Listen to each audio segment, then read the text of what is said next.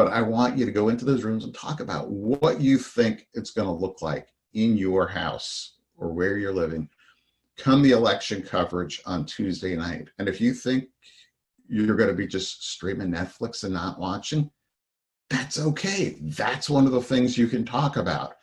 I'm trying to gauge how we're using the media or how we're avoiding the media. And I think having a discussion like that in your groups is a good starting point. So I got 325 right now. I'm going to put you into groups for about 10 minutes, and then we'll come back and let's talk about what were the conversations like in the break room, in the breakout room that maybe wasn't discussed in class. Anybody a little more forthcoming about details? I'll talk for our group. Okay. I always do that. I said not to the whole class, but I'm going to say it now, that come election night, the likelihood of me watching any of it is pretty slim. I'll probably be focusing more on The Bachelorette because that's on at 8 o'clock, and that is more my speed. Do you have a candidate that you're rooting for on that? Well, Dale's a clear front runner right now, even though I don't really like his attitude because he knows he's a front runner. And then I think it's Blake. Blake's kind of creepy. He keeps like going back when he's like not supposed to, so it's annoying me. But I blog about it afterwards, so I feel like that's more important to me than watching the election. Okay. So that's what we got out of everyone else in our group was like, oh, I'll just watch like the local channel. But that was the only thing we didn't discuss in class, so I figured I'd share my 2 cents. All right. Do we have anyone else watching The Bachelorette?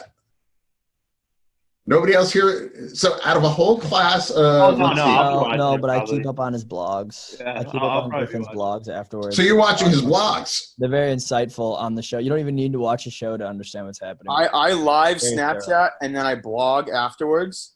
And most people tell me that they don't even have to watch the episode to know what happened. He's extremely thorough with what he does. Can you link the blog in the chat? I want to check this out.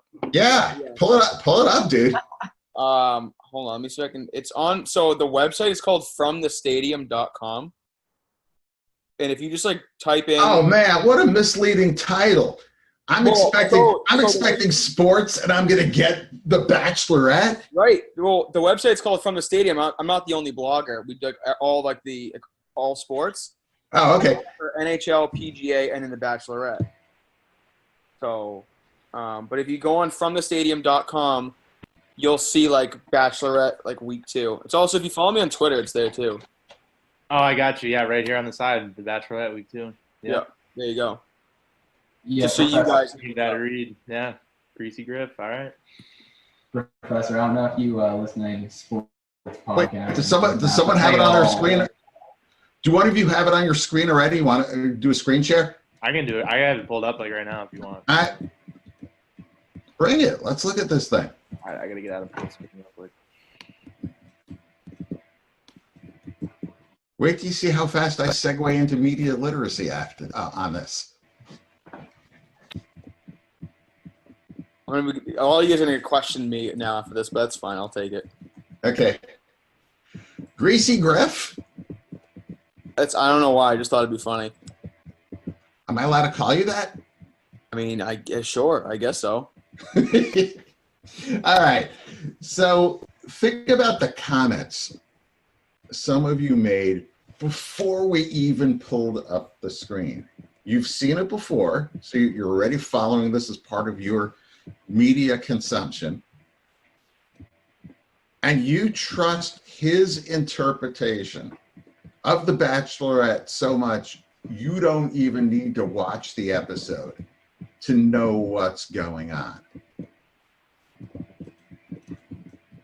Isn't this somewhat what we've been talking about most of the semester with the news? I mean, we've been using the news and politics for it, but we probably could have just as easily used this as part of the same lesson. We're trusting a reporter, in this case, Greasy Griff. I love that name. We're trusting Greasy here to watch The Bachelorette and give us an honest interpretation or an honest account of what's happening. Now, let's take a look at this. Are we seeing a factual representation in here, or are we seeing an opinion piece? Let's take a look. So the paragraph that's right in front of me, the one right above the photo, I'll say the one-on-one date with Jason made me feel wildly uncomfortable. Even more than the naked men, which is again troubling. Why did they scream and open up about some pretty deep stuff when they literally don't know each other? Then Claire throwing that ugly green dress into the fire? Like, come on. I know she got her heart broken when she lost, but to keep the dress to toss in the fire with a random dude just seems a little too high school for me.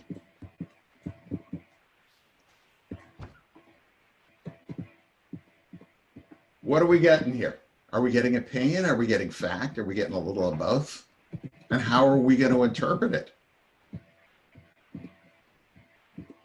Someone who watched The Bachelorette or has any clue, because I'm just reading, for me right now, I'm just reading random words on the screen. I've never watched the show, so I'm kind of, I'm clueless.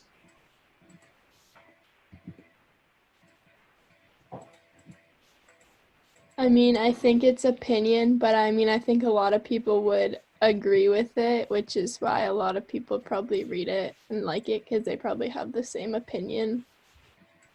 Okay. How many of you have never seen The Bachelorette? I mean, like I'm gonna be like the only one here. Okay, Zach, Donna, Taylor. Okay, so Kelly. So we got a couple of folks who've never seen it. I wonder if we decided to stream this tonight or right now while we were talking, would we go in here with some sort of preconceived notion against Claire already for throwing that dress in the fire? We're expecting needless drama from her. Are we coming in here with an attitude, with a disposition that might not be favorable towards her already because of what Greasy Griff wrote? Well, I mean, like, I didn't watch last week, so if I were to watch this and see it, I would have that opinion in the back of my mind. Like, if I knew that was like coming up, and like see if I agree with that myself. And like, honestly, by the way it sounds, I probably would.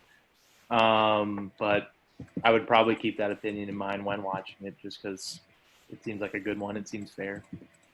Okay. So what if we changed just a couple of words in this paragraph?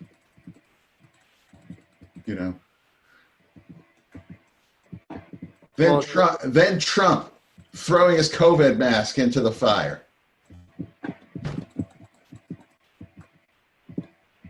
Now we're getting into this, what do we believe? What's opinion versus what's fact? How much of it is being presented to us to sensationalize things and keep us going? Griff, what's going through your mind as you're writing this up? I mean, you've clearly got a particular interest in these people. Either you like them or you don't like them. But I mean, I'm not seeing objective reporting here. I'm seeing a review. Yeah, I don't know. I think this show is just so. It's very funny to me, like the concept of it. So. And then I realized, it was probably like 2 years ago, I started just giving my opinions on Snapchat. And people really seem to value my opinions. I wouldn't necessarily say they agreed with them, but they thought they were entertaining. So I guess now at the end of every episode, I just kind of go through things that I said on like this on Snapchat, or I write things down as I'm watching it, and then I just say the funniest things or say things that I think are funny and might be relatable. I mean, yeah, it's not factual, but I think like what Renee said, it was like, it's an opinion, but a lot of people might agree with that opinion. But I think that's kind of what I go for. I don't go for something that a lot of people like wouldn't agree with. Okay. Think about what Griff is doing. Isn't it kind of similar to what we're hearing that the networks are doing also? He's giving his viewers what they want. He's giving his viewers not necessarily what he thinks they absolutely need to know, but he's telling them what he thinks that they want to hear. And he's providing information, but he's also entertaining them at the same time with that information. It's being presented from a point of view.